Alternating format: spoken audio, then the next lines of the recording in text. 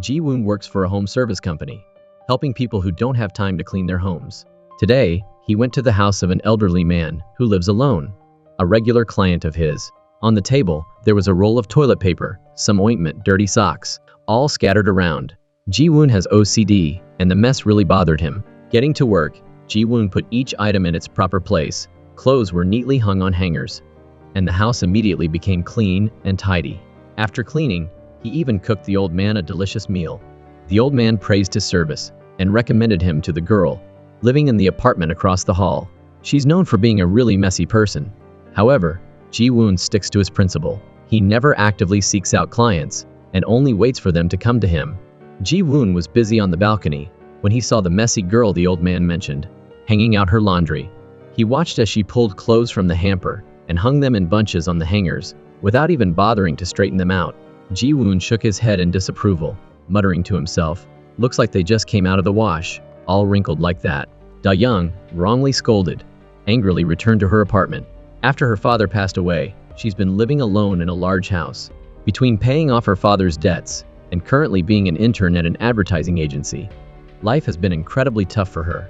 Before leaving for work, she took 2 large garbage bags to the collection point, but it wasn't garbage collection time, so dumping was prohibited. Da-young was in a hurry to get to work, so she just bowed her head apologetically to the security camera. Whenever garbage collection came, she was never home. Turning around, Da-young bumped into Ji-woon. Seeing Ji-woon nod a greeting, Da-young apologized to him for breaking the rules. She suspected he was trying to approach her to offer his home services. No way was she ever going to hire a cleaning service, though. Getting off the bus, Da-young saw her team leader's car drive by.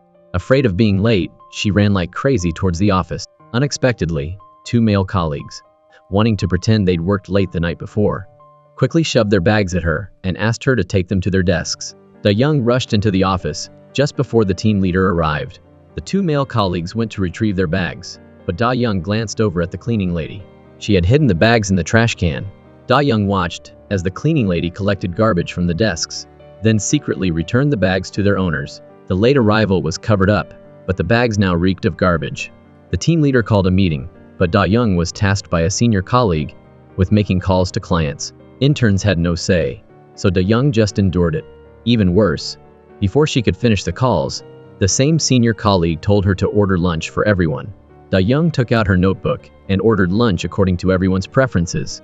Everyone gathered together, enjoying the delicious food, while Da-young, wanting to save money, just ate a simple kimbap. After lunch, Da-young found out that Vice President An had returned from her business trip. Her coworkers were gathered around her, chatting and laughing, while she felt like an outsider. Unexpectedly, an opportunity came her way. The plan her colleagues had been working on was rejected. Vice President An, worried that the revised version wouldn't be approved either, called Da-young's name, asking for her input and a fresh perspective.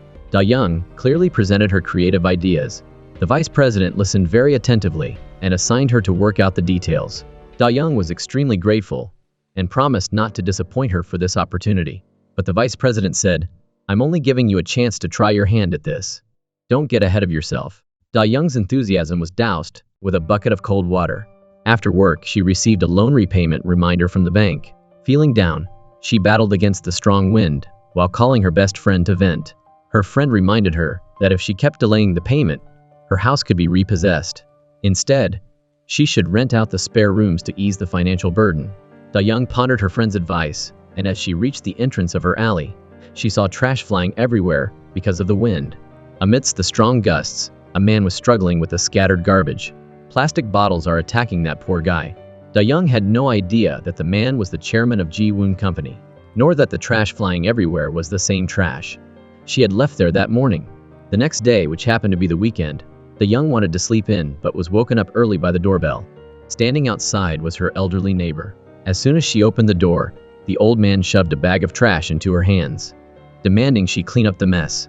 That's when Da-young realized the 2 bags of trash she'd thrown out the previous morning had reappeared in front of her own door, ripped open, with the contents scattered everywhere by the wind. She immediately remembered Ji-woon seeing her litter the day before and suspected he had brought the trash back, leading to the current situation. Da-young resignedly sat down to pick up the trash, vowing revenge on Ji-woon. Meanwhile, Ji-woon, the man whose name she cursed, was cleaning the house of a stressed-out family. The woman of the house, a single mother of two, looked exhausted. Ji-woon patiently cleaned every room, transforming the house. Before leaving, he left a note reminding the working husband to be more understanding of his wife's struggles, raising their children alone. The husband returned from work, saw the clean house and Ji-woon's note, and it gave him pause. He took paternity leave. The wife's mood stabilized. The couple smiled at each other, the tension between them thawing. As a housekeeper, Ji-woon could enter many homes, but his own door remained locked. He stood hesitantly outside, unable to bring himself to go in.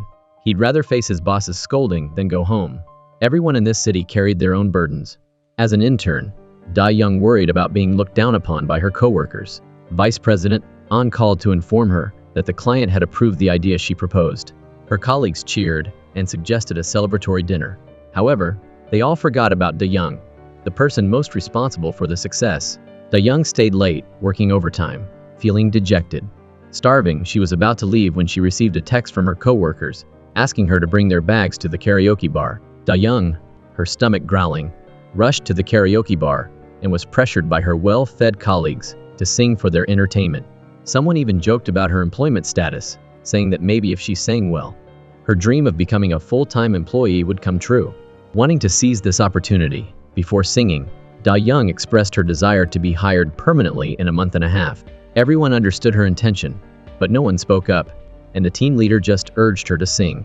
The party ended, and Da-young helped her drunk coworker into a taxi. The coworker reminded Da-young that very few interns ever got hired permanently, saying she hadn't seen it happen since she joined the company. This comment sent Da-young's spirits plummeting. She replayed recent events in her mind, feeling a deep sense of injustice. To relieve her frustration, she called a roadside assistance hotline, pouring her heart out to the operator. Coincidentally, Ji-woon, passing by the bridge, saw Da-young crying. Da-young also spotted Ji-woon and immediately hung up, rushing towards him to confront him about the trash incident. However, two police officers suddenly appeared, assuming Da-young was suicidal, and pulled her back towards their station. Da-young explained that she was simply venting on the phone and had no harmful intentions. But the officers still insisted she contact someone to pick her up. Searching for her phone, Da-young suddenly realized she'd left it, along with her coworker's bag, on the bridge. All she had left was Ji-woon's business card, which the old man had given her earlier. At the same time, Ji-woon discovered Da-young's belongings. He took them back to the company and was pondering how to contact her when Da-young's phone received a loan repayment reminder from the bank. Ji-woon saw the message and then glanced at the designer handbag next to it, mistakenly assuming Da-young was a materialistic woman. Just then, the chairman received a call from the police looking for Ji-woon. Learning that Da-young needed help, the chairman brought Ji-woon to the police station. Ji-woon explained to the police that he wasn't Da-young's guardian, and furthermore, she had outstanding bank loans and couldn't even pay the interest, yet she carried a designer bag. Clearly, she was a problematic woman. With that, Ji-woon tried to leave. The chairman, however, saw Da-young as a potential cleaning client and explained to the police that they knew each other, then took Da-young with him. The chairman volunteered to drive Da-young home. Ji-woon and Da-young, both harboring misunderstandings, glared at each other. The chairman, oblivious to the tension, kept suggesting Da-young hire Ji-woon to clean her house. But Da-young, short on money, could only make excuses. Seeing this, Ji-woon assumed Da-young didn't trust him and refused to clean her house. Annoyed, Da-young retorted that if that was the case, he should stop sneaking glances at her house and stop bringing trash to her door. Ji-woon was taken aback, about to argue back when they arrived at Da-young's house. As soon as Da-young got out of the car, he drove off. That evening, someone came to view Da-young's house, following her online rental ad. The house was spacious, but unfortunately, messy. The prospective tenant was very dissatisfied, and before leaving, snidely remarked about Da-young's sloppiness. This scene was witnessed by Ji-woon and the chairman, who were having drinks with the old man. The chairman inquired further, wondering if Da-young was renting the rooms due to financial difficulties. The old man explained how Da-young's father had passed away, leaving her with a large debt. Ji-woon recalled the loan repayment reminder on Da-young's phone, guessing that he might have misjudged her. Ji-woon received an urgent cleaning request in the middle of the night. Drawn by the generous pay, he went to the home of Sang-ah, the person who'd requested help. Sang-ah's boyfriend had been abroad for 5 years. Before leaving, he'd entrusted her with his house and dog. In those 5 years, her boyfriend hadn't visited once and often ignored her messages. He only contacted her when asking about the dog. Busy making a living, Sang-ah had no time to clean, and her apartment was a mess. Unexpectedly, her boyfriend texted her, saying he'd be home in 7 hours. In a panic, Sang-ah managed to find Ji-woon, the golden housekeeper. Entering the apartment, Ji-woon was truly overwhelmed. He couldn't believe a girl could live in such a mess. With time being of the essence, they divided the tasks and started cleaning together. While tidying the office, Sang-ah stumbled upon a photo of her boyfriend with another woman. Written on the back was soulmate. Sang-ah felt a pang of hurt and ended up confiding in Ji-woon, a complete stranger, about her relationship. In truth, she'd known for a while that she didn't really matter to her boyfriend. She had been deceiving herself because having a successful boyfriend was the only thing she felt proud of in her otherwise ordinary life. Sang-ah was a jewelry designer who co-owned a workshop with a senior colleague. Due to some issues, the workshop had to temporarily close. Overnight, she went from being a respected assistant manager to being unemployed, making a meager living by crafting handmade jewelry at home. But out of vanity, she hadn't told anyone about her job loss, continuing to send money home to her mother and pretending she was still an assistant manager. She'd already lost her career. If she lost her boyfriend too, she'd truly have nothing left. Ji-woon understood her thinking, but reminded her that love isn't about one-sided waiting and giving. If she didn't want to be abandoned, she needed to take control of her own destiny and not be a fish on a chopping board, left to someone else's whims. Sang-ah pondered Ji-woon's words, forcing herself to make a choice. Just as she was wavering, her boyfriend texted, saying his time was limited. After attending to some business matters back home, he'd have to return immediately and wouldn't have time to visit. Finally, Sang-ah made a decision. She wanted to become a strong woman, not dependent on men. So after cleaning the house and making it tidy, she moved out and decisively sent a breakup text to her boyfriend. Meanwhile, Da-young, after being criticized by the prospective tenant, also started cleaning her house. But there were so many things, the more she tidied, the messier it became. She packed up unwanted items to throw away. The woman in charge of the trash collection point told her that if her boyfriend hadn't brought the trash back the other day, she would have called the police. It took Da-young a moment to realize the boyfriend the woman was referring to was Ji-woon. She finally understood that Ji-woon hadn't been trying to sabotage her with the trash, but had actually helped her. Realizing she had wronged Ji-woon, Da-young felt guilty and wanted to apologize, but was too embarrassed. The old man, who was chatting with Ji-woon, noticed Da-young seemed to have something to say to him. So he pulled them together, telling them to clear the air. After mentally preparing herself, Da-young apologized for the misunderstanding.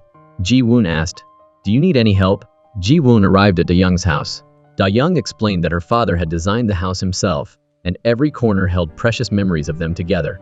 Ji-woon saw the living room overflowing with Da-young's father's belongings, and suggested they start there. But for Da-young, these were invaluable items. She couldn't bear to part with any of them. Understanding her feelings, Ji-woon told her to go clean her bedroom, while he tackled the living room. When Da-young returned, the once messy living room was clean and organized. Ji-woon had categorized everything, storing items discreetly. The living room now felt spacious and bright. Just then, the doorbell rang. It was Sang-ah and So-mi. The three had been best friends in middle school, but had drifted apart. Sang-ah was surprised to see Ji-woon there, then realized Da-young, like herself, wasn't good at cleaning. Sensing the awkward atmosphere, Ji-woon told Da-young he'd return the next day to finish cleaning the other areas and quickly excused himself. After Ji-woon left, Da-young showed the two around. Now, the three of them were the most familiar strangers. Though slightly awkward, driven by their individual needs, they quickly reached a rental agreement. That evening, Haiju arrived to congratulate the four of them on being together again, and also brought up the issue they'd been avoiding for years. In 10th grade, the three had been a close-knit group, calling themselves the Three Musketeers. But after that summer break, their relationship suddenly fractured. To this day, Haiju still didn't know why. Sang-ah remembered the reason for their falling out. That year, her family went bankrupt, and she confided in Da-young. Da-young promised to keep it a secret, but the next day, the whole class knew. Her pride wounded, she slapped Da-young in anger. After that, the three of them drifted apart. With the past brought up, Da-young explained that she hadn't been the one to spread the rumor. Before Da-young could finish, So-mi burst into tears, confessing that she was the one who had spilled the beans. She had overheard their conversation. At the time, she was dealing with her own problems, and, when pressed by her classmates about Sang-ah's family, she blurted out the news of the bankruptcy. Not knowing how else to respond, the truth revealed, So-mi apologized through her tears. The group finally cleared up the misunderstanding and drank together. letting loose. After settling the drunk, So-mai into bed, Sang-ah apologized to Da-young. Da-young also blamed herself for not explaining things clearly back then. They smiled at each other. Their friendship rekindled. The next day, a sober Sang-ah generously forgave So-mi. Da-young marveled at how, back in school, they'd talked about living together when they grew up. And now, they were unintentionally fulfilling that childhood dream. Early in the morning, Ji-woon arrived to continue cleaning. Da-young and So-mai had already left for work, leaving Sang-ah at home stringing beads. While reaching for her phone, Sang-ah accidentally knocked some beads onto the floor. Not noticing, she stepped on a bead, slipped, and fell, injuring her spine. Ji-woon helped her contact Da-young and the others, but they were all busy and couldn't come right away. Left with no other choice, Ji-woon took Sang-ah to the hospital himself. He was surprised that even in this situation, Sang-ah insisted on putting on makeup before going. At the hospital, Sang-ah received a call from an elementary school classmate, inviting her to her engagement party. The classmate also reminded her to bring her boyfriend. Sang-ah and this classmate were sworn enemies, and to avoid being outdone, she agreed, but she didn't have anyone to bring. Suddenly, an idea struck her, and she looked at Ji-woon. Sang-ah begged Ji-woon to accompany her for 2 hours, promising to pay him handsomely. After much persuasion, Ji-woon agreed, but he didn't expect that to attend the engagement party. Sang-ah would want to buy an expensive suit for him, and a fancy dress for herself. Ji-woon couldn't understand how Sang-ah, who painstakingly strung beads for a living, could so readily spend money on keeping up appearances. Sang-ah whispered to him that the clothes were only rented and would be returned after the party. Sang-ah had her reasons. When she was young, she believed she was the center of the universe, loved by everyone, until her nemesis transferred to her class and stole all her spotlight, leaving her feeling insecure. Sang-ah still remembered that feeling and didn't want to be outshone by her rival. Not ever. Ji-woon couldn't comprehend the strange competition between women, and seeing no way out, he reluctantly agreed. After finishing with Sang-ah, Ji-woon returned to Da-young's house to continue cleaning. He went to Da-young's bedroom and found it still messy. Da-young explained that every item held sentimental value for her, and she couldn't bring herself to throw anything away. Ji-woon told her that the most important part of cleaning isn't what you throw away, but what you keep. He suggested she keep the memories, but discard the physical clutter.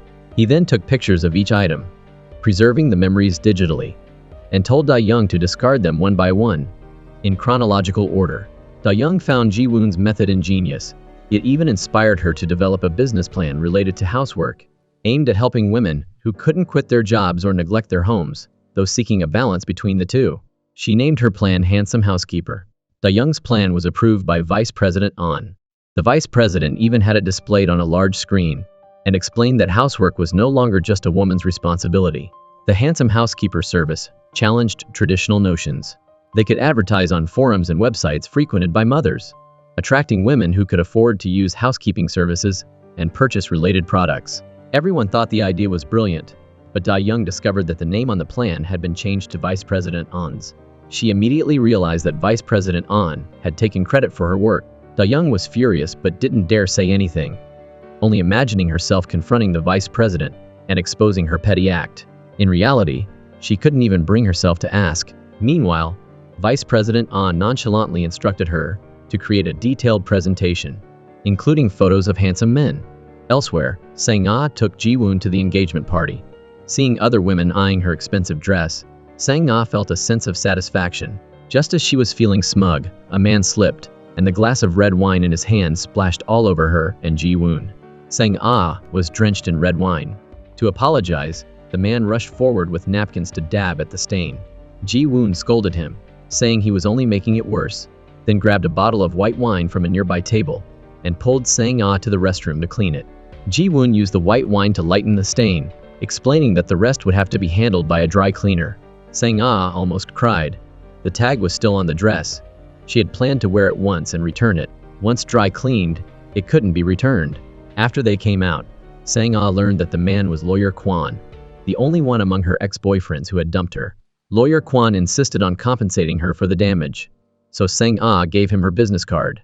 But after returning home, Sang-ah realized the number on the card was for the jewelry workshop that had closed. After much thought, to receive compensation, she decided to contact Lawyer Kwon herself. She carefully chose her words, wanting to be polite. However, she accidentally sent him a text that simply said, "Compensation request." She cursed herself for being an idiot. Unbeknownst to her, lawyer Kwan was overjoyed upon receiving the message. He had met Sang-ah a few times before and had a very good impression of her. This incident, accidentally staining her dress, seemed like a chance to get to know her better. He was wondering whether to call the number on the business card when he received her text. While Sang-ah had resolved her predicament, Da-young was swamped with trivial tasks. The team leader's son was about to start kindergarten, and he tasked Da-young with lining up at the school gate to register him. Hoping to secure a permanent position, Da-young didn't dare refuse. She waited in line from 10 p.m. the previous night until 5 a.m. to secure a spot. She informed the team leader, who, pleased, gave her the day off. Da-young, not wanting to slack off, decided to sleep for 2 hours and then go to work. Back home, she placed the registration slip on the table, turned on the fan, and collapsed onto the bed, not noticing the slip flutter to the floor and slide under the cabinet. Ji-woon arrived to clean again. This time, he was tasked with cleaning Da-young's kitchen and bedroom. While he worked, Da-young secretly took pictures of him for her presentation. When it was time for work, the team leader asked for the kindergarten registration slip. Da-young rummaged through her bag but couldn't find it and rushed home to search. She saw that her bedroom had been neatly cleaned by Ji-woon, but the registration slip was gone. Panicked, she asked Ji-woon if he'd seen it. Hearing Da-young's description, Ji-woon realized she was the intern who had to run such errands.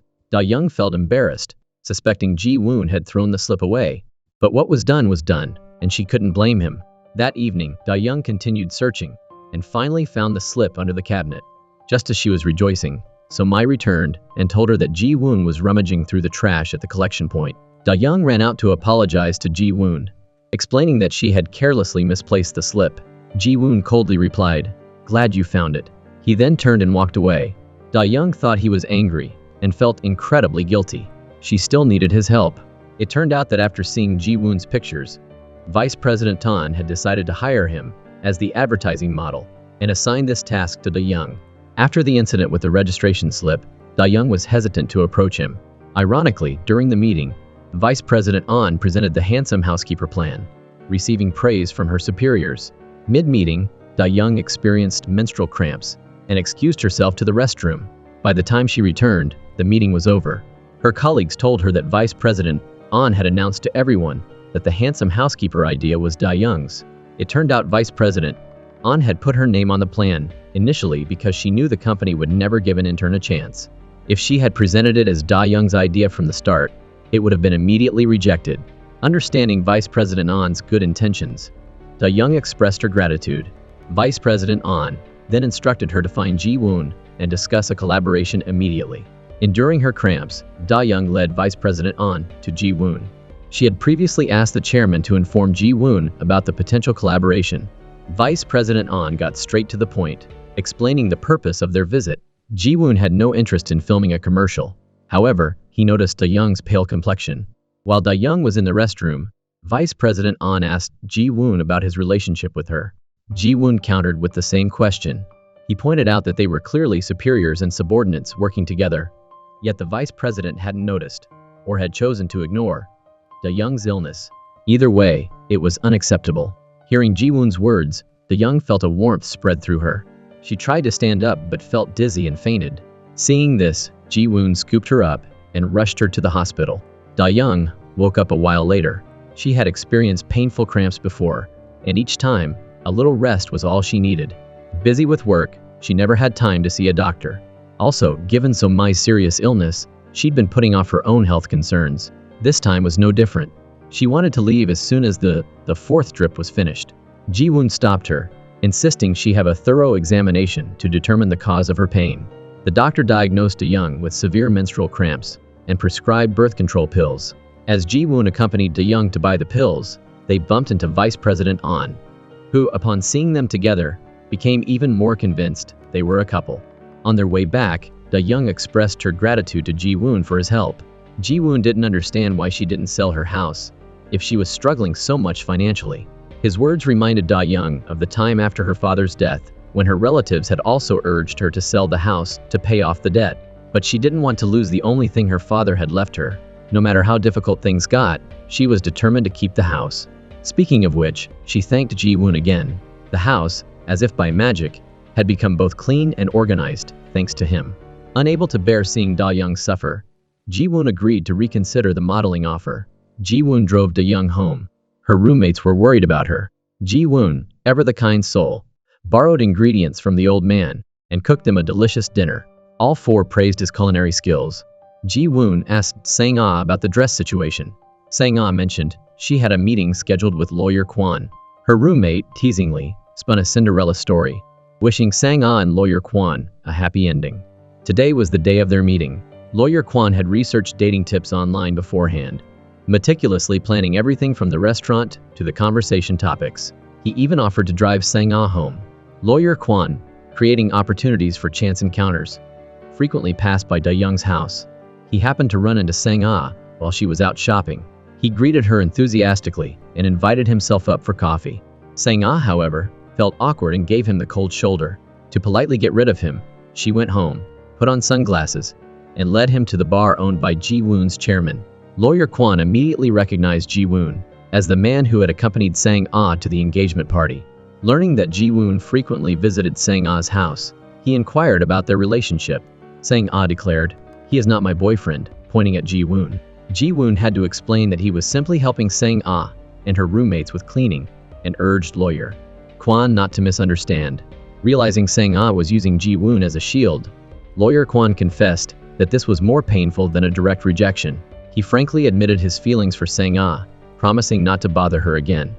Sang-ah had resolved her problem, but lawyer Kwon's lonely expression as he left tugged at her heart. Meanwhile, Ji-woon officially agreed to film the commercial. Da-young, overjoyed, almost hugged him, but he quickly told her that the house cleaning was almost finished and he wouldn't be coming anymore, reminding the three roommates to take turns cleaning. After Ji-woon left, the three girls held a quick meeting. None of them were good at cleaning, and they didn't want to lose their housekeeper, who could both clean and cook, so they decided to pool their money and continue hiring him. Sang-ah sweetly asked Ji-woon for his continued help. Ji-woon, also not wanting his hard work to go to waste, agreed. On her way to work, Da-young received a text from Sang-ah, expressing her joy that Ji-woon had agreed to stay on. Back at the company, another meeting was held. Vice President An put Da-young in charge of the entire Handsome Housekeeper project and instructed the senior employees to assist her. The senior employees, disgruntled, deliberately ignored Da-young's attempts to connect with them. Not long after, Da-young's plan successfully secured an advertising contract, thanks to its fresh concept. Her colleagues were thrilled, and Da-young was even more ecstatic. After work, she rushed to share the good news with Ji-woon. Ji-woon wasn't at the bar, so Da-young waited for him. While he was gone, she went to the restroom, and out of curiosity, stepped into Ji-woon's room. She picked up a book from his desk, and accidentally dropped a piece of paper that had been tucked inside. As Da-young picked it up, Ji-woon suddenly entered, snatching the book and paper from her. Looking very angry. Seeing his anger, Da-young apologized for intruding, and quickly changed the subject to the contract signing, scheduled for the next day at the company. The following day, Ji-woon arrived at Da-young's company, only to find the contract stipulated that the cleaning scenes could be faked. Ji-woon frankly stated that he had agreed to the commercial because he believed cleaning could truly help families. He didn't want to fake it and offered to forego the modeling fee, accepting only payment for the actual cleaning. The team leader criticized Da-young for finding such an inflexible and difficult person. Vice President An decided to follow Ji-woon's wishes and film him genuinely cleaning clients' homes. Da-young gave the revised contract to Ji-woon. Looking over the details, she realized Ji-woon's birthday was just a few days away. With everything prepared, Ji-woon, Da-young, and the film crew arrived at their first client's house. It was a single-parent household, a mother with 2 young children. Ji-woon observed that the house wasn't excessively messy and only required some basic cleaning. However, when he opened the refrigerator, he found it full of expired food. Ji-woon began cleaning the refrigerator, discarding expired and spoiled items. But just then, the younger child suddenly yelled, "That is not trash! Don't throw it away!" Ji-woon initially thought the boy was just being difficult, but when he started to cook some dried mushrooms, the child rushed out, calling him a bad person and pushing him away. The pan in Ji-woon's hand flew across the room, and he instinctively shielded himself, burning his hand in the process. The children's mother explained that the dumplings in the refrigerator were made by their father. After the divorce, the boy rarely saw his father and was resistant to throwing away anything he had left behind. Ji-woon understood the situation and felt a pang of sadness. That evening, after filming wrapped up, Ji-woon and Da-young were about to leave when the older child informed their mother that her younger brother was missing. Ji-woon and Da-young joined the search. Eventually, Ji-woon found the boy. He told him that throwing away spoiled food didn't mean throwing away his father's love. Those things were bad and would make him sick if he ate them. If the boy wanted, they could make new ones together. Ji-woon led the boy home, bought various vegetables, and personally made dumplings with him. Da-young also stayed and joined in. Seeing the family's happy smiles, Da-young felt a warmth spread through her, silently praising Ji-woon's kindness and attentiveness. On their way back, Da-young confessed how much she envied people with families. Unlike them, she was alone, without any relatives. Ji-woon shared that his parents had passed away when he was young. At the same age as the little boy, he had to do all the housework himself. It was this experience that led him to his current profession. Hearing his story, Da-young began planning a surprise birthday party for him. On Ji-woon's birthday, Da-young and her roommates cooked a meal themselves, wanting to surprise him. All four were novices in the kitchen, constantly referring to recipes, but they managed to put together a table of food. Da-young had arranged with the old man to lure Ji-woon to the house. The old man played along, pretending that Da-young's father had borrowed something from him, and asking Ji-woon to return it. Hearing Ji-woon open the door, the four girls emerged with a birthday cake, singing happy birthday. After he blew out the candles, they anxiously awaited his verdict on the food. Ji-woon tasted each dish. The food wasn't particularly delicious, but he could tell each one was made according to his preferences. He was deeply touched. Midway through the meal, they noticed Ji-woon was slurring his words. They were surprised. He was only drinking juice. How could he be drunk? Ji-woon pointed at Da-young, accusing her of being the culprit. Da-young then remembered that while cooking, to remove a fishy smell, she had poured in half a bottle of red wine. Drunk, Ji-woon was forced to stay the night. Later, Da-young woke up for a glass of water and, seeing Ji-woon asleep, covered him with a blanket. Looking at his peaceful face, her heart suddenly raced. She realized something was amiss and was about to leave when Ji-woon suddenly grabbed her and kissed her. In his drunken stupor, Ji-woon had mistaken Da-young for his missing ex-girlfriend. After the kiss, he held Da-young's hand, his eyes closed, begging her not to leave. The next morning, Ji-woon woke up, remembering nothing of the night before. Da-young, however, had barely slept. She was awkward around Ji-woon, avoiding eye contact and unconsciously keeping her distance. Today, everyone at the company gathered to watch the cleaning service commercial, starring Ji-woon. He was photogenic, and the commercial was well made. But Vice President Ahn felt it was lacking something. She noticed the security camera footage of Ji-woon and Da-young making dumplings with the little boy and his family. Vice President Ahn wanted to incorporate this footage into the official commercial, but Da-young was hesitant to expose someone else's private life. She worried that publicizing the mother's divorce would subject the family to gossip and hurt them. Vice President Ahn became angry, telling Da-young to think from the company's perspective and instructing her to contact the mother and discuss the matter. Reluctantly, Da-young sent the mother a text message when, to her surprise, Ji-woon appeared. Da-young jumped. Ji-woon explained that Vice President Ahn had called him to discuss the situation. Noticing Da-young avoiding his gaze, Ji-woon suspected he had done something wrong the previous night.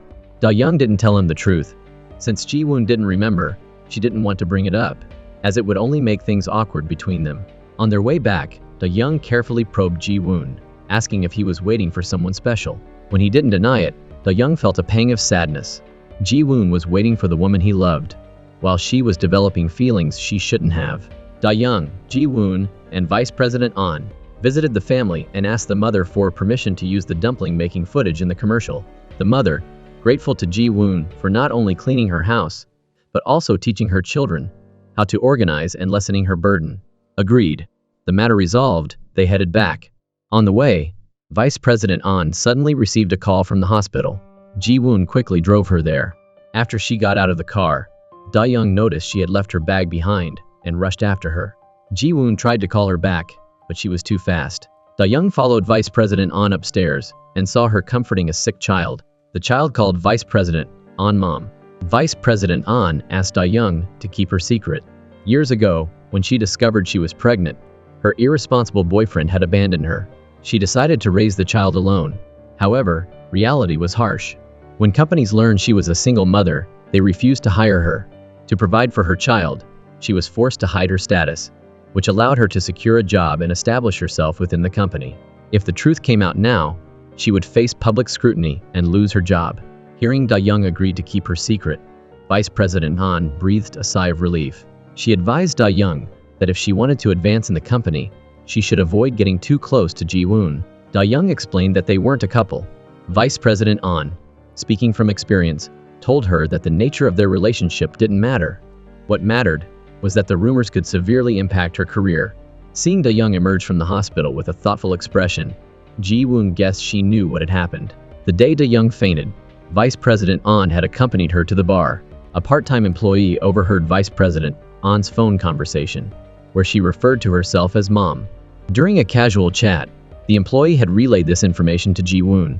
Earlier, Ji-woon had tried to call Da-young back, precisely because he didn't want her to discover the secret Vice President An was trying so hard to protect. Unfortunately, he was too late. On the drive, noticing Da-young's continued silence, Ji-woon wondered if she was contemplating whether to tell him about the kiss. Da-young looked at Ji-woon, thought it over, and decided to keep it to herself. Seeing her burdened expression, Ji-woon thanked her for organizing his birthday party. Hearing his words, Da-young's weary heart felt a little lighter. Ji-woon dropped the girls off at home. Before parting ways, he asked Da-young to save his phone number. Knowing how forgetful she was, he wanted her to have his contact information in case of emergencies. Back home, Da-young found Sang-ah, feeling down about Lawyer Kwon. After spending some time with him, Sang-ah realized he was a good person.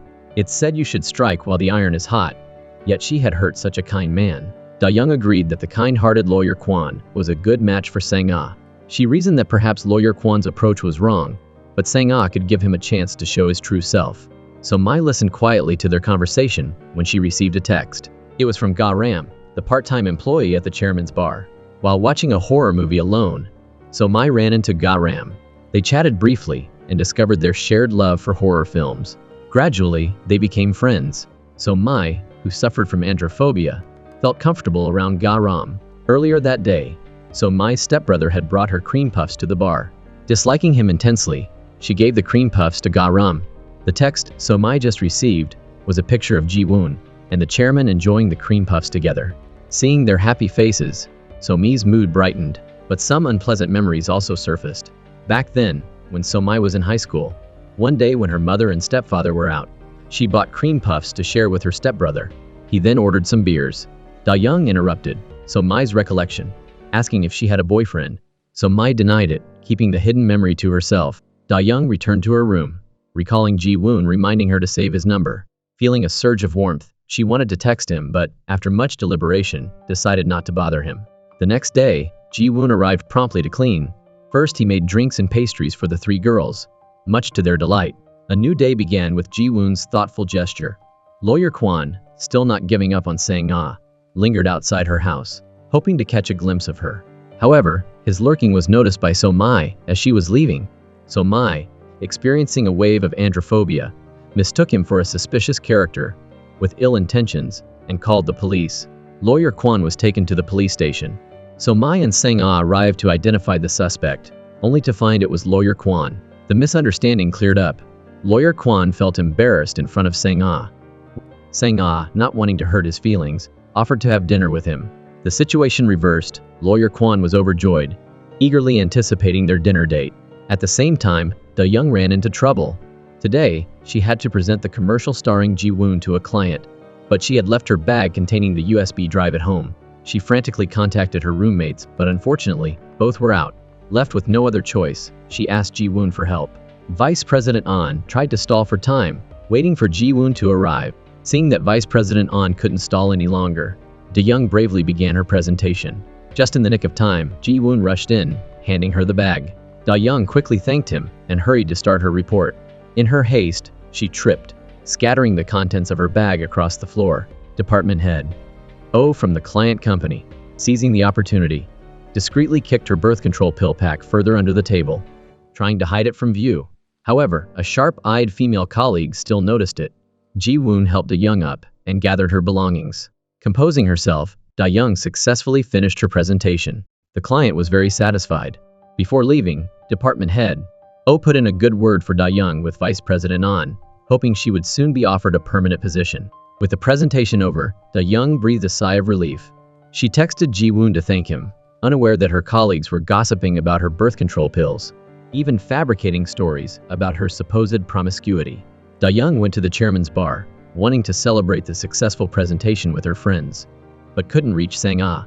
When she and So-mai returned home, they found Ji-woon helping Sang-ah string beads. Seeing them laughing and chatting together, Da-young felt a pang of jealousy. That night, Sang-ah was worried about meeting a deadline. An idea struck her, and she asked Ji-woon to help her string the beads. Unable to resist her pleas, Ji-woon negotiated a price and got to work. Sang-ah, after bending over for too long, complained about a stiff neck. Ji-woon stood up, made a warm compress using brown rice, and told her it was very effective. Curious, Sang-ah asked where he learned these helpful tips. Ji-woon recalled his past with Soo-hee, so he used to be just as busy as Sang-ah. To help her relax, he would apply warm compresses and give her massages every day. He had once asked what kept her so busy and tired day after day, so he didn't answer, and when he asked again, she had fallen asleep. Ji-woon emerged from his daydream and continued working with Sang-ah. Da-young returned home and caught them. Da-young went back to her room, feeling jealous that Ji-woon was so attentive to the beautiful Sang-ah. The two worked late into the night, finally completing the order. Sang-ah called for a courier, but received a police summons instead. Sang-ah and her roommates went to the police station. When the jewelry workshop was first established, the owner had registered it under Sang-ah's name, and then used the workshop's name to take out a 1 billion won loan. Now, Sang-ah was legally responsible for repaying the debt. Sang-ah repeatedly explained that this wasn't her fault, that she was only the assistant manager, and the workshop had been closed for a long time. But the documents clearly stated she was the legal representative, and she couldn't escape responsibility. Sang-ah contacted the workshop owner, but couldn't reach him. Only then did she realize she'd been tricked. Already struggling financially, the sudden massive debt overwhelmed her. Just as she was despairing, she received a text message from lawyer Kwon, reminding her of their dinner date. Everyone gathered at the bar, discussing how to help Sang-ah.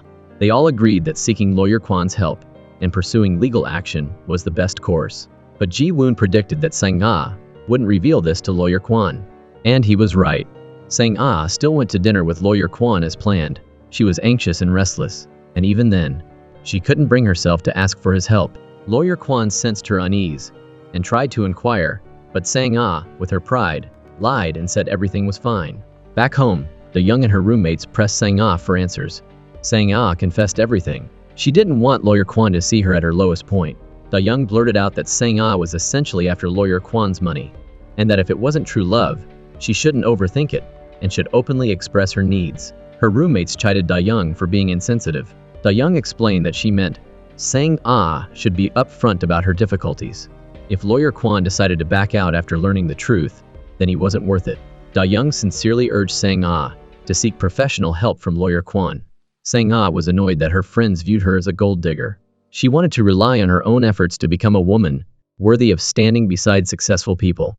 After that, she ignored their advice and went to her room. Da-young spent the night contemplating things, and went to apologize to Sang-ah.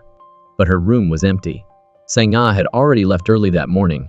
After much thought, Sang-ah decided to ask Ji-woon to accompany her to the workshop owner's hometown to find him. On their way, Ji-woon texted Da-young. According to the original plan, Ji-woon was supposed to attend a party that evening. His cleaning service commercial, after airing, had received overwhelmingly positive feedback. Many housewives had become fans of Ji-woon. The company decided to hold a celebratory party. The team leader instructed Da-young to ensure Ji-woon's attendance. The client also wanted Ji-woon to film a television commercial in addition to the online one. Da-young informed Ji-woon. He had initially agreed but had to break his promise to help Sang-ah. However, Sang-ah's situation was more urgent, so Da-young told him to take good care of her. Da-young anxiously told the team leader that Ji-woon wouldn't be able to make it. The team leader had already told the client that Ji-woon would definitely attend. Receiving this news, she scolded Da-young and demanded he contact Ji-woon again, insisting on getting him to the party no matter what. Just as Da-young was being reprimanded, Ji-woon and Sang-ah finally found the workshop owner. The owner explained that he had also been scammed by an intermediary. Initially, the contract had been signed, but the other party had run off with the money. Now, the owner had no money to repay the debt. Even if he sold his house and boat, he would only be able to raise 3 billion won, far short of the 10 billion won debt. Meanwhile, before the party began, Da-young asked Ji-woon about Sang-ah's situation and whether he could attend. Seeing that Sang-ah was still talking to the workshop owner, Ji-woon honestly replied that he didn't know when he could return. Da-young bravely told the team leader that Ji-woon really couldn't make it. The team leader angrily scolded Da-young in front of everyone. Luckily, Vice President An stepped in to save the day, preventing Da-young from facing further consequences. At the celebratory party, Da-young was pressured by the client to drink. Seeing that the client had acknowledged Da-young's capabilities, the team leader kept urging her to toast with the client. Before long, Da-young was completely drunk. She went outside for some fresh air to sober up, remembering Ji-woon breaking his promise. Feeling resentful in her drunken state, she texted Ji-woon, complaining that he was the one who had kissed her but seemed to treat Sang-ah better. Just after sending the text, Department Head Oh, who had found her birth control pills earlier, suddenly appeared. He returned the pills, asking if she disliked being tied down by love and marriage and preferred freedom. Da-young, disoriented, nodded in agreement, leading Department Head Oh to believe she was like him, a free spirit who enjoyed casual relationships. He moved closer, putting his hand on her shoulder and making advances. At that moment, Ji-woon received Da-young's text and suddenly recalled their kiss. He called her. Da-young pushed Department Head Oh away and answered the phone. Department Head Oh persisted in his harassment. Hearing the commotion, Ji-woon realized Da-young was in trouble. Vice President An stepped outside to answer a call from her son and saw Da-young being harassed. Before she could hang up, her son's clear voice called out, "Mom!" Department Head Oh seized on Vice President An's vulnerability, holding on to Da-young while taunting her for hiding her status as a single mother. Department Head Oh pushed Da-young to the ground, muttering, "You carry birth control pills and pretend to be innocent?" Unable to contain herself any longer, Vice President An punched Department Head Oh in the face, grabbed him by the collar and demanded, "Who are you to look down on women? You miserable excuse for a man? Why should I hide my child? Why do I have to work so hard? Who are you to mock me, you piece of trash?" The next day, Da-young was woken by So-mi, completely drunk the previous night. She had no memory of what happened. So-mi told her that Ji-woon and Vice President An had brought her home. Ji-woon, after being physically confronted by Vice President An, had stared at her for a long time before finally leaving. At the office, Da-young sensed the tension among her colleagues. Vice President An and the team leader were talking. A male colleague described the scene they'd witnessed the previous night. Not only had Vice President An physically confronted Department Head, but her status as a single mother had also been exposed. Hearing the account, Da-young recalled the events and realized that Vice President An had acted to protect her. The team leader demanded that Vice President An go to the client company and apologize on her knees. Refusing to bow down to that man, Vice President An angrily resigned. Da-young blamed herself for causing Vice President An trouble and vowed to make Department Head Oh apologize, so Vice President An would return to work. Vice President An advised her not to escalate the matter, stressing that securing a permanent position was her top priority. Da-young asked Vice President An why she had confronted Ji-woon physically. Vice President An told her to ask Ji-woon herself. Meanwhile, on her way home, Sang-ah received a money transfer from her 3 friends. While the amount wasn't significant, they wanted to contribute whatever they could. Sang-ah was deeply moved by their kindness. Knowing that everyone was struggling, she refused the money and instead sold her designer clothes and bags. After taking care of this, she took the workshop owner to see Lawyer Kwan. Sang-ah apologized to Lawyer Kwan, explaining that she had concealed the workshop's financial difficulties since they'd met. She then recounted the current situation and asked for his help in recovering the money. Lawyer Kwan agreed, happy that Sang-ah had been honest with him. Their relationship took a significant step forward. With Sang-ah's situation resolved, everyone gathered to help Da-young. Ji-woon checked the security footage from the party, but the angle was poor, and it didn't capture Department Head Oh harassing Da-young. Da-young was both the victim and the only witness, but she was too drunk that night for her testimony to be credible. Da-young decided to try a different approach, to force Department Head Oh to confess. After discussing the plan, Ji-woon asked to speak with Da-young privately. Ji-woon formally apologized for the kiss. He said that as soon as he received Da-young's text, he remembered what happened. Da-young didn't need his apology, because she hadn't pulled away when he kissed her. She had fallen for him without realizing it. Before deciding whether to accept Da-young's feelings, Ji-woon told her his story. Ji-woon used to be a bank employee, responsible for loan applications. Once, the owner of a small and medium-sized business came to borrow money due to financial difficulties. He should have qualified for the loan, but a minor detail didn't meet the requirements. The man begged Ji-woon to make an exception. saying that without the money, he and his 50 workers would starve. Later, Ji-woon reflected that others might have approved the loan, but at the time, he strictly followed the company regulations, even the most minor ones. His refusal led to the man's company going bankrupt. The man, unable to cope with the shock, abandoned his wife and children and ended his life. Ji-woon attended the funeral but was blamed by the man's family. Ji-woon himself fell into a spiral of self-blame. Overwhelmed by the pressure, he stood on a bridge, contemplating suicide. That's when So-hee entered his life. She said, "If you don't want to live anymore, then take me with you." To this day, Ji-woon still vividly remembered So-hee that night. Her hair was windblown, her face flushed from alcohol, a cigarette in her hand. She scolded him, saying that nobody would care if he died, and urged him to live more soberly in this cruel world. Persuaded by So-hee, Ji-woon abandoned his suicidal thoughts and went home with her. So-hee told him to find a place to sleep in her messy apartment, and went out. The next morning, when So-hee returned, she found Ji-woon had cleaned the entire apartment and kept him there. They lived together, later moving into Ji-woon's house. Ji-woon sighed, saying that So-hee wasn't good at cleaning, but was a warm and bright person. During his time with her, he felt like he was truly living again. So-hee was his savior and his emotional anchor. However, one day, she left without a word, leaving only one watch from a matching pair. After So-hee left, Ji-woon became apathetic. It wasn't until the chairman approached him, and they started the housekeeping business together. For the past 5 years, Ji-woon had been haunted by dreams of So-hee leaving him, frequently waking up in the middle of the night. It wasn't until he cleaned Da-young's room that the nightmare finally stopped. That night, when he kissed Da-young, he dreamt of So-hee again. Ji-woon believed it was So-hee's final farewell. He decided to let go of his long-held obsession and end things with So-hee, but he needed time. And he hoped Da-young could wait for him. Da-young confessed her feelings, saying she was willing to wait for him to open his heart. After sharing his story, Da-young asked why Vice President An had physically confronted him. Ji-woon recounted that night. When he arrived, he saw Vice President An supporting Da-young. Seeing him, Vice President An became furious. It turned out she still remembered Ji-woon and Da-young buying birth control pills together, and believed he hadn't taken proper precautions, leading to Da-young needing the pills and the subsequent troubles. She said to him, "It's all your fault."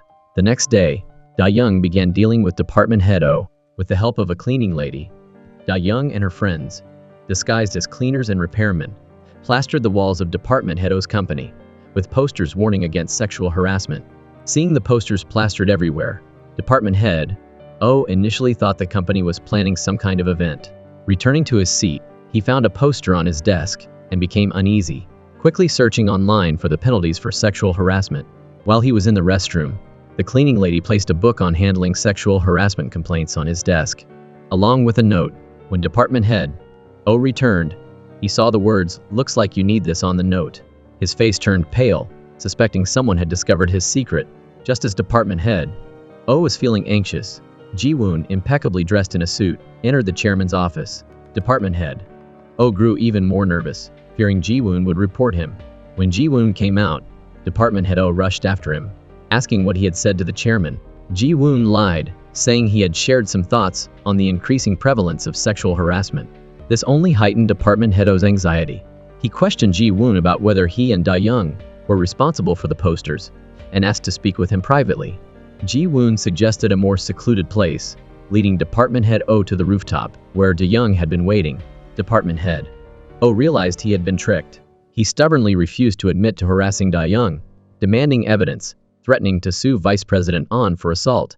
Da-young threatened to post his misconduct on the company's internal network, making everything public. Da-young, a mere intern without a permanent position, didn't have much to lose if she lost her job, but Department Head Oh was different. If his reputation was ruined, getting hired by a major company would be extremely difficult. Department Head Oh, terrified, agreed to go to Da-young's company and publicly apologized to her and Vice President An. Their goal was accomplished. Da-young presented a doctor's certificate, proving that she took birth control pills to treat her dysmenorrhea, and warned him to stop judging women with his dirty mind from now on. Da-young's friends were at home, waiting for the good news. All three of them imagined Department Head Oh kneeling down and begging for forgiveness in front of everyone. Although they didn't get to witness this satisfying scene, the thought that the despicable man had received his punishment brought them immense satisfaction. So Mai, the pragmatic one, analyzed that while it seemed Department Head Oh was clearly in the wrong. Now, various rumors could emerge over time. For example, some people might say that the victim was drunk and intentionally seduced him, or that the victim behaved inappropriately, and so on. Furthermore, Da Young wanted Vice President An to return to work, and if this matter became a major scandal, it would be difficult to handle. Da Young agreed. She only wanted Department Head Oh to apologize to her and Vice President An in front of their colleagues, proving that they weren't wrong. After all, Department Head Oh was from the client company, and publicly exposing his sexual harassment would inevitably affect future collaborations.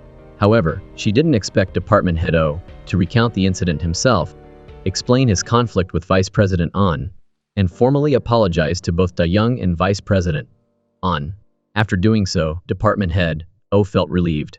That night, after being punched by Vice President An, he had been extremely worried about his actions being exposed, even going to the hospital to obtain a medical certificate as a precaution. Looking back, he felt truly cowardly. Da Young was somewhat surprised. In this moment, Department Head Oh seemed more like a man, having owned up to everything without jeopardizing the collaboration between the companies. Da Young was very satisfied. Afterward, Da Young and Ji Woon visited Vice President An, hoping she would reconsider her resignation. They told her that Department Head Oh had apologized, and the team leader promised never to pry into her personal life again. But Vice President An, disappointed with the company, wanted to take some time off before seeking another job. Da Young honestly admitted that she knew Vice President An was highly capable and could easily find a new job, but she still wanted to learn from her. Moreover, she had finally found a like-minded friend at this company, and she wanted to continue working with her. Vice President An agreed to consider it, saying she would use this time to focus on her son. Everything was resolved amicably. Everyone gathered at the bar to celebrate with drinks. Inevitably, the conversation turned to matters of the heart. Everyone teased Sang Ah and Lawyer Kwan. Sang Ah explained that they weren't officially dating yet. She wanted their relationship to be defined by a special and memorable moment. Lawyer Kwan immediately knelt down to propose. The chairman quickly pulled him aside, offering dating advice. He said that things should progress slowly, waiting for the right moment to confess. Otherwise, it would backfire. Lawyer Kwan eagerly took notes, thanking the chairman for his guidance. Sang Ah revealed that Haiju, who wasn't living with them, was sharing a house with a man. Haiju explained that they were just roommates, not lovers. Then, she asked Ji Woon to clean her house. Ji Woon arrived at Haiju's house on time.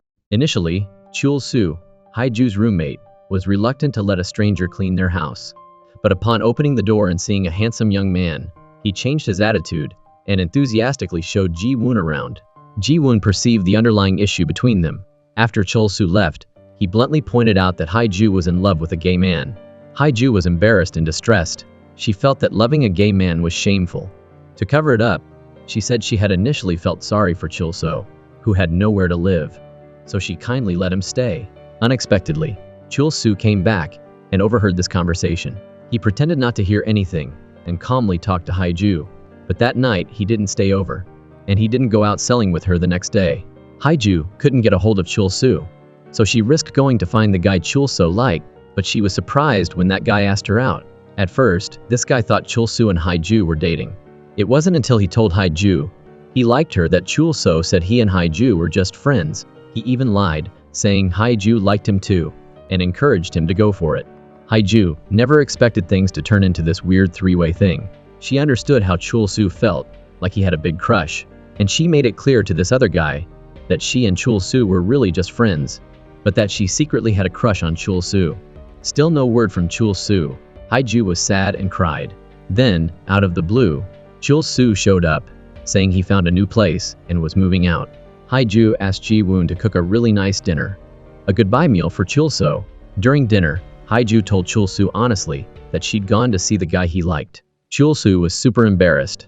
He even thought Haiju was bragging, so he got mad and left. Haiju finally worked up the nerve to confess, saying she liked Chul Soo. When Haiju said that, Chul Soo turned back and kept eating. They cleared the air and decided to keep being roommates. Even though Chul Soo still didn't have feelings for Haiju, she figured just saying it out loud was the first step to getting over him. Meanwhile, Sang Ah, even though she'd mostly solved her money problems, was stressed about work. She didn't like her boring job, and making handmade stuff forever wasn't a good long-term plan. Ji Woon suggested she could gather women who wanted part-time work teach them her handmade skills and become their own bosses. Sang-ah was excited, but worried about having a lot of people over to Da-young's house. Da-young encouraged her to go ahead. When he designed this house, her dad wanted it to always be full of laughter and fun. She totally supported Sang-ah, starting her own business. Sang-ah was very grateful. With Ji-woon's help, she quickly put together a team to make handmade crafts. To thank everyone for their help, she invited them all out for drinks. So Mai got there first. By this time, Ga-ram had feelings for her. Strangely, So Mai didn't feel scared around Ga-ram. She concluded that her subconscious mind saw Ga-ram as a child. Ga-ram took the opportunity to offer to help. So Mai get used to being around men, to overcome her fear and to find love. So Mai thought about it and agreed to let Ga-ram help. Ga-ram taught her how to look people in the eye. To test her progress, when talking to Ji-woon, So Mai looked him straight in the eyes. Ji-woon was taken aback and looked away, pouring her a drink. So Mai's heart pounded, but she was happy that the practice was working. At the end of the party, on her way out, Da-young left Ji-woon a gift, a neck pillow, with a note saying she hoped he'd sleep well from now on. Ji-woon was touched and texted her thanks. They chatted for a long time. After saying goodnight, Da-young snuggled up to her own neck pillow, which was identical to Ji-woon's, and smiled happily. Da-young's gift was the first goodnight sleep Ji-woon had in years. Surrounded by Da-young's warmth, he finally decided to let go of the past. He went to the bridge where he met Soo-hee, and threw the watch she had left him into the river. The next day, So Mai went to see Ga-ram again. This time, Ga-ram taught her how to swear, telling her to think about the person who scared her, and unleash all her anger on them. So Mai was lost in memories. It turned out her fear of men stemmed from her stepbrother. So Mai was overwhelmed by painful memories, unable to escape, tears streaming down her face. Ga-ram and Ji-woon were at a loss, unsure what was happening. When So Mai was in middle school, her mother brought her home after remarrying. Unexpectedly, her stepbrother developed inappropriate feelings for her, taking advantage of times when their parents weren't home.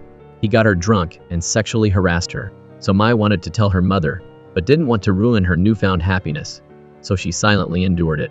Seeing her meekness, her stepbrother became bolder, not only bullying her but also bragging about it to his friends. These experiences left So Mai with psychological trauma, causing her androphobia. Just looking a man in the eye made her want to run away. So Mai snapped out of her memories. Not ready to share her story, she ran off, leaving Ga-ram and Ji-woon looking on with concern. Ga-ram, worried that So Mai might give up on his therapy, quickly called her. Thankfully, after calming down, So Mai didn't abandon the treatment. Ga-ram breathed a sigh of relief. Encouraged by Ga-ram, So Mai finally learned to swear, releasing years of pent-up frustration. Feeling much lighter, she told Ga-ram about the root of her fear of men.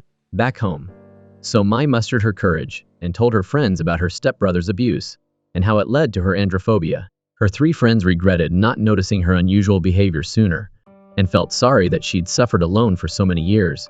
They were also happy that she was finally overcoming it. The next day, Vice President An finally decided to return to work.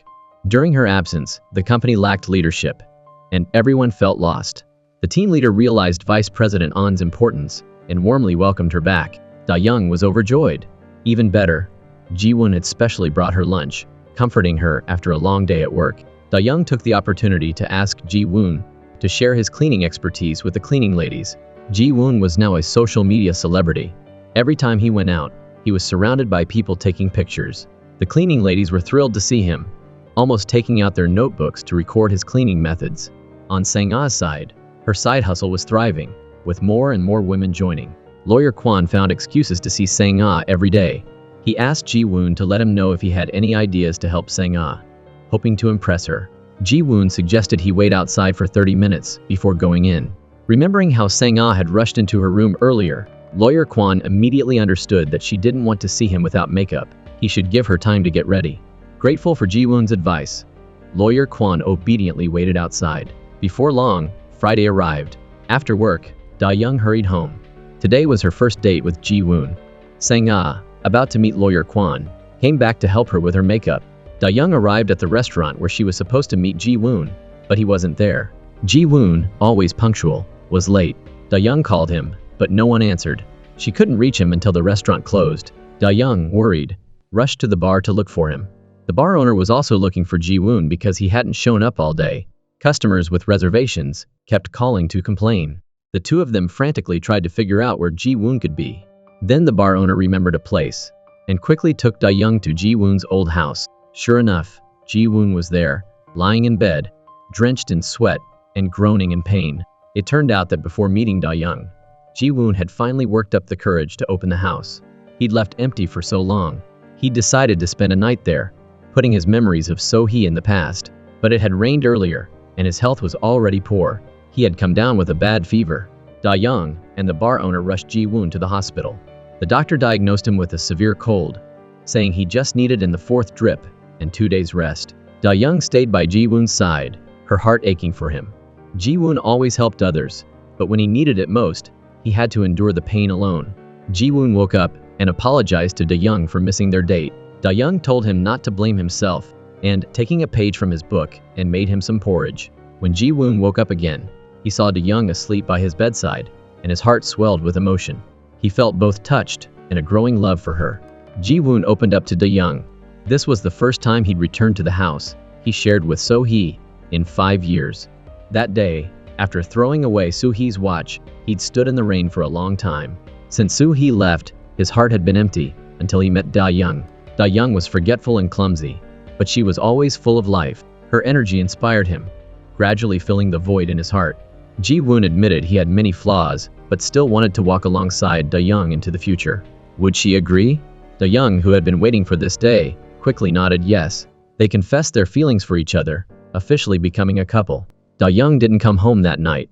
Sang-ah and her roommates were surprised by how quickly their relationship had progressed, but they figured Ji-woon was a gentleman and wouldn't do anything inappropriate on a first date.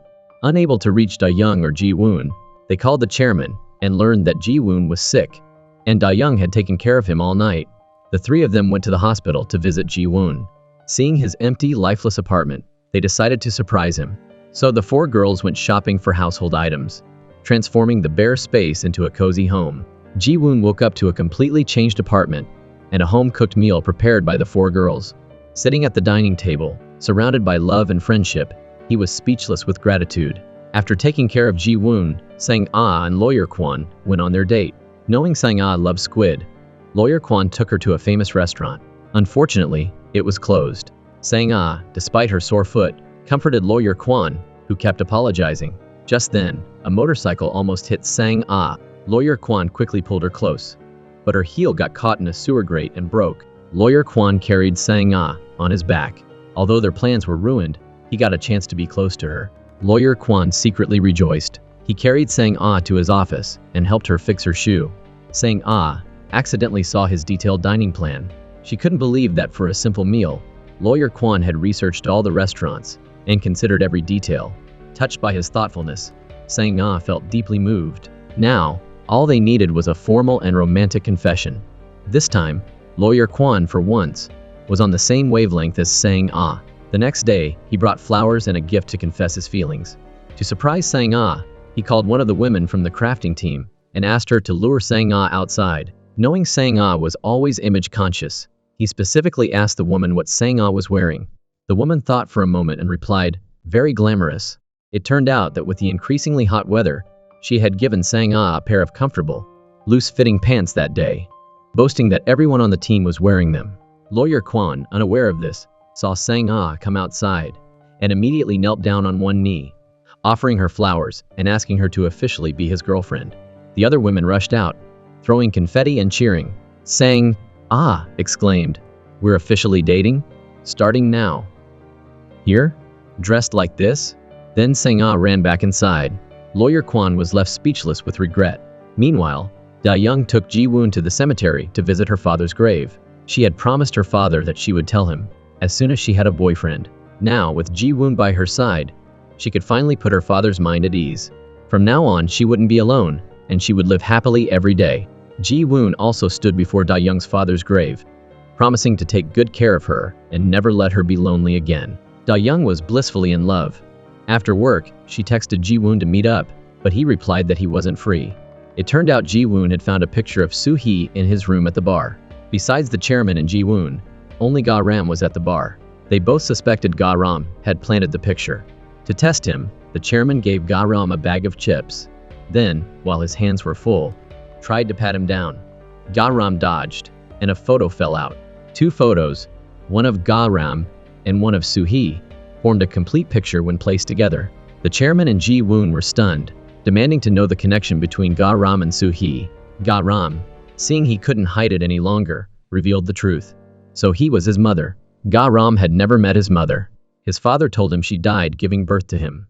For years, Ga Ram and his father relied on each other, but his father wasn't kind to him.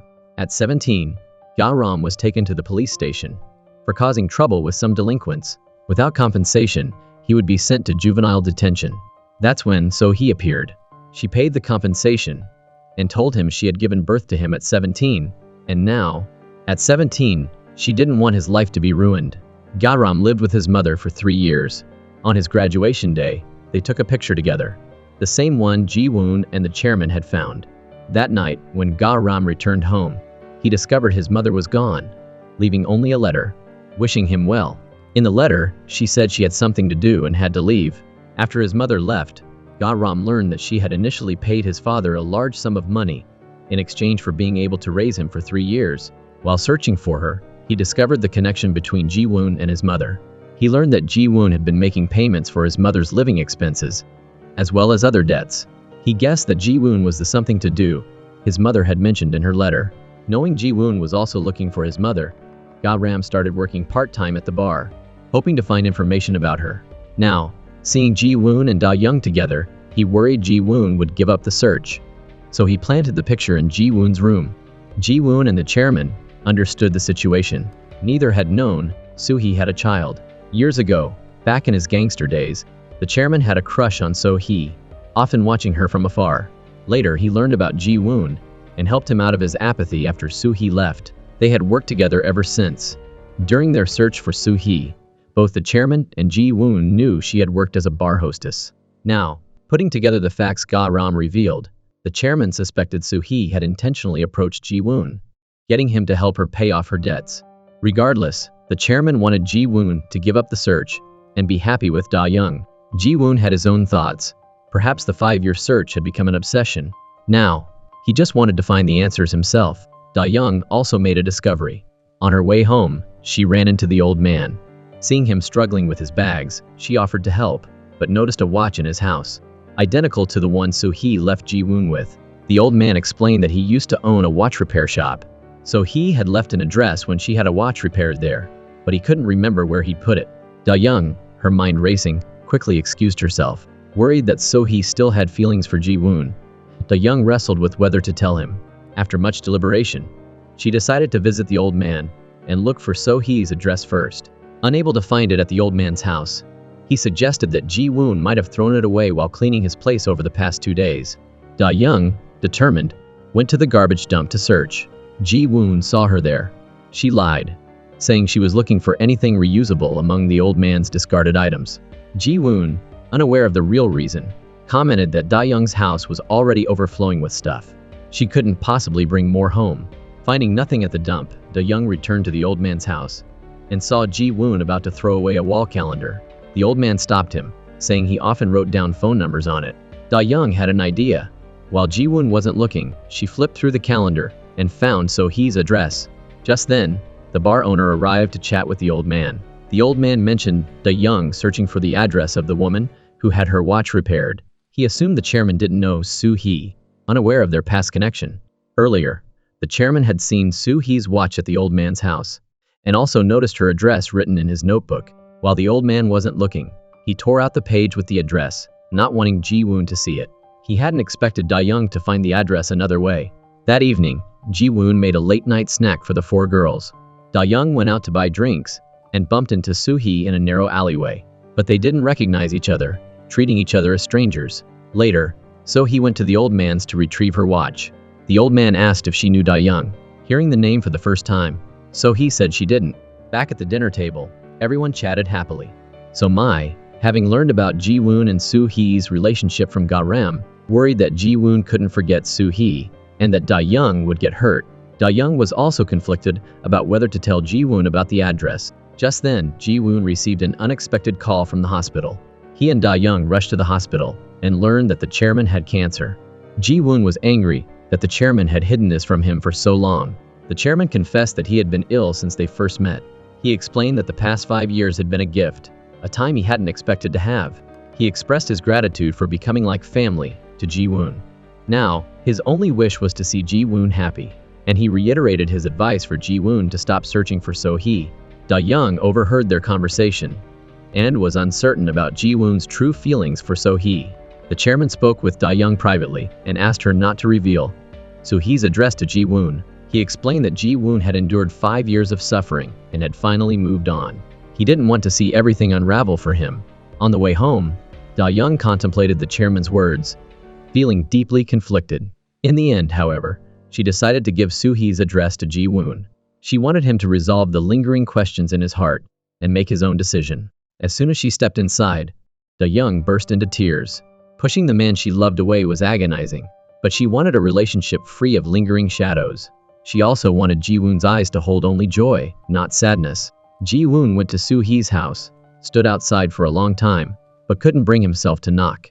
The next day, Ji-woon left a letter in So-hee's mailbox. He thanked her for saving his life years ago and told her not to feel guilty towards him. He wished her happiness. While waiting for the bus back, Ji-woon noticed a pair of shoes. He looked up and saw So-hee, the woman who had disappeared 5 years ago, standing before him. So he told Ji-woon that, to be precise, she hadn't saved him, he had saved her. On the day Ji-woon wanted to end his life, So-hee was in a similar state of mind. Also on the bridge, she was tired of her life as a bar hostess, had lost all hope in life and the future, and just wanted to die. But seeing someone else with the same thoughts made her realize she shouldn't take life for granted. The words she used to comfort Ji-woon were actually meant for herself. She was grateful for the time she spent with Ji-woon. He made her experience joy and happiness for the first time in her life. But in the end, she had used him to pay off her debts. Even after disappearing from his life, she had always felt guilty. Now, she just hoped Ji-woon could forget the past, find a good woman, and live a happy life. Ji-woon handed a tissue to the crying So-hee, saying that regardless of everything, she had pulled him out of the darkness, and he would always be grateful. He also hoped she would find peace and live well. They cleared the air, officially putting their past behind them. Meanwhile, Da-young paced anxiously in the courtyard, worried that Ji-woon would return to So-hee. Back in her room, she saw that Ji-woon had sent her multiple messages, saying he needed to see her immediately. Da-young threw down her phone and excitedly ran to find him. Ji-woon, receiving no reply to his messages or calls, worried something had happened to Da-young, and frantically ran to her house. They met on the way. Da-young threw herself into Ji-woon's arms, tears streaming down her face. Learning that Ji-woon had met So-hee and found closure, Da-young kissed him. Ji-woon hugged her tightly, returning the kiss passionately. Later, with Ji-woon's encouragement, the chairman agreed to go to a rehabilitation center for treatment. He entrusted the bar to Ji-woon and Ga-ram. Ga-ram had contacted his mother, and he planned to start a band while working part-time at the bar. Everyone saw the chairman off, encouraging him to fight his illness and return soon. The chairman was reluctant to leave this familiar place. He reminisced about So-hee. Back then, when a drunk customer harassed So-hee, he intervened. But she didn't appreciate it, so he disliked his gangster lifestyle, seeing it as reckless like her own. Because of her disapproval, the chairman left the gangster life and went into legitimate business.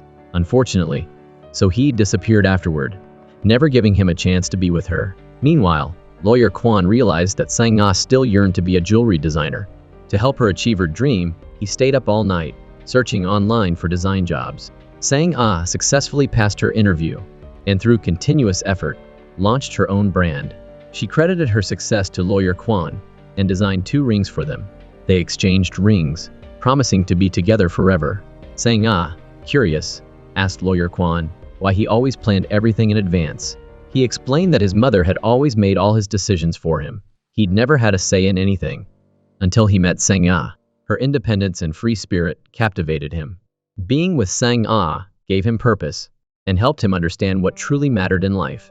But he sometimes lacked confidence, which was why he meticulously planned their dates, wanting to give her the best of everything. Hearing his heartfelt words, Sang-ah was deeply touched. Lawyer Kwon finally mustered the courage to kiss her. Surrounded by happiness, they both felt lucky to have each other. What about So-mai? Today was her stepfather's birthday, and her mother invited her home for dinner. So-mai summoned all her courage and went to the party.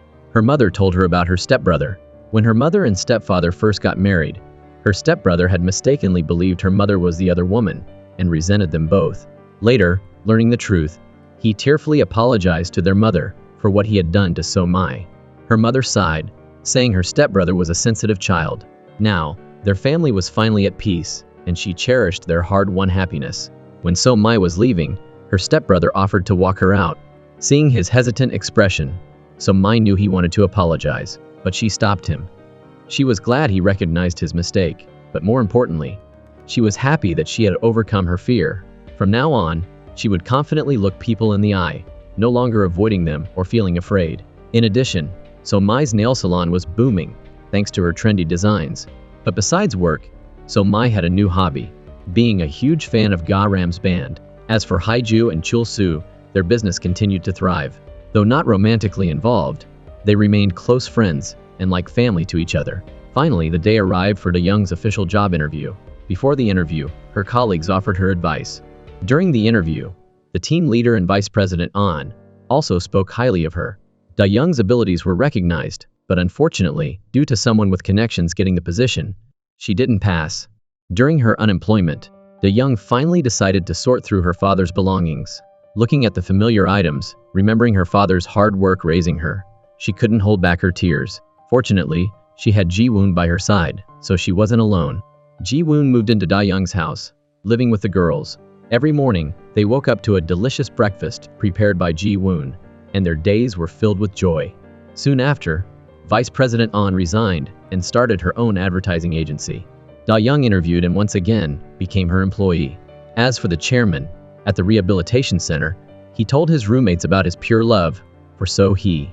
Unexpectedly, the very subject of his story came to the center to work as a counselor. The chairman confessed his feelings, explaining how he left the gangster life 5 years ago because So-hee disapproved of it. So-hee understood his heart and learned that Ji-woon's help with her debts was partly thanks to the chairman. She sincerely thanked him.